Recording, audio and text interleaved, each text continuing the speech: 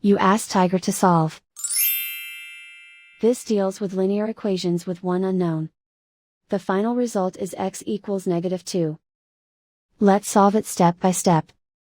Group all constants on the right side of the equation. Subtract 6 from both sides. Simplify the arithmetic.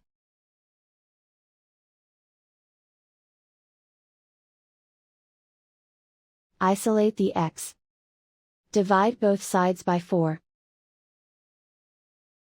Simplify the fraction. Find the greatest common factor of the numerator and denominator. Factor out and cancel the greatest common factor.